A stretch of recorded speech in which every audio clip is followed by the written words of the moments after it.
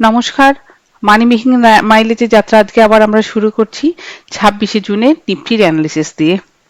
Nifty কালকের prediction অনুযায়ী প্রায় গ্যাপ আপ ওপেন হয় আর সেখান থেকে প্রায় 100 পয়েন্টের একটা আপওয়ার্ড র্যালি আমরা নিফটিতে দেখতে পাই।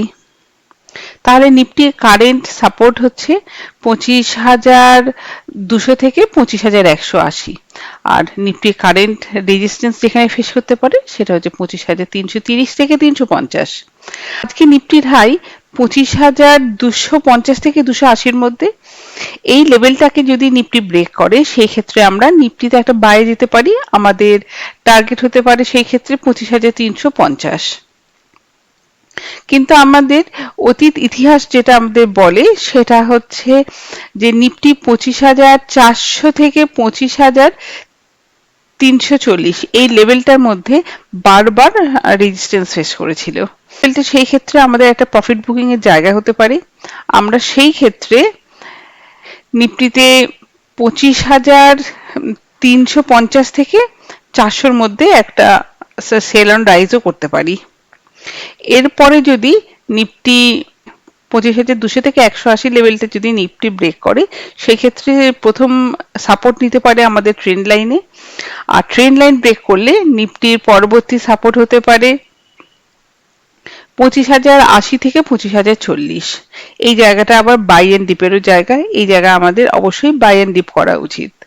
এরপরে যদি আমরা অপশন চেন অ্যানালিসিস করি, অপশন চেনে দেখা যাবে যে ওপেন ইন্টারেস্ট বিল্ড আপ হয়ে রয়েছে সেটাও পজিটিভ, চেঞ্জ ইন ওপেন ইন্টারেস্টও পজিটিভ, আর যে বিল্ড আপটা হয়ে রয়েছে পুট সাইডে সমস্ত পুট রাইটিং হয়ে রয়েছে, আর কল সাইডে শর্ট কভারিং হয়ে আছে, কল বাইরিংও হয়ে আছে। তার মানে সমস্ত অপশন চেনই একটা পজিটিভিটি শো করছে। গ্লোবাল কোনো টেনশন নেই, আর ইন্টারনাল কোনো আমাদের সেরকম কোনো ইভেন্ট নেই। তার মানে সমস্ত কিছুই বেশ পজিটিভ। শুধু প্রবলেম হচ্ছে কালকে হচ্ছে আমাদের মান্থলি এক্সপায়ারি, আর ম্যাক্স স্পিন রয়েছে 25,200। যে থিওরিটিক্যালি তাহলে নিফটি ক্লোজ হওয়া উচিত 25,200-র আশেপাশে।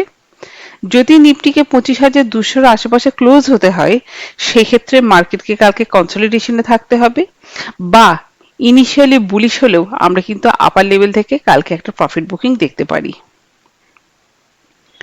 যাকে আমাদের সমস্ত রকম নেগেটিভ পজিটিভ সব রকম প্রিপারেশন নিয়ে তো যুদ্ধে নেওয়া উচিত, তাই আমরা সমস্ত আলোচনাই সেরে রাখলাম।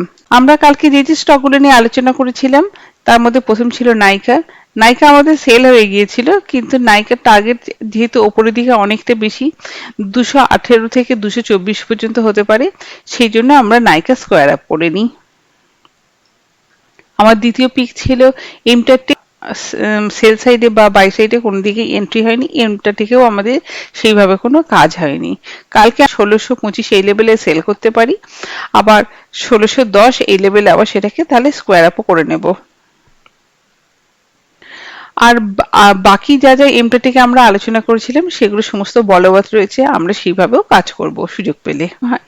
আমরা কালকে যে স্টকগুলো পিক করেছি তার মধ্যে প্রথম হচ্ছে এসডব্লিউ সোলার। 315 টাকা 50 পয়সা থেকে 313 টাকা 80 পয়সার মধ্যে আমরা বাই করব। টার্গেট হতে পারে 324 টাকা, আর স্টপ লস আমরা এই ক্ষেত্রে দেব 370 টাকা। গ্ল্যান্ড আমাদের নেক্সট পিক। গ্ল্যান্ড ফার্মাতে আমরা 1760 থেকে 1770 এই লেভেলে বাই করব। স্টপ লস দেবে 1750, টার্গেট হতে পারে 1800, 1820 ইত্যাদি। আর আমাদের লাস্ট আর ফাইনাল পিক হচ্ছে স্কিপার। স্কিপার আমরা 497 থেকে 501.5 এই লেভেলে বাই করতে পারি। স্টপ লস দেব 495, আর টার্গেট হতে পারে 510 থেকে 12। যাকে থ্যাংক ইউ, অনেকটা রাত হয়ে গেছে, আপনারা আমাকে সঙ্গ দিয়েছেন তার জন্য অসংখ্য ধন্যবাদ। Best of luck.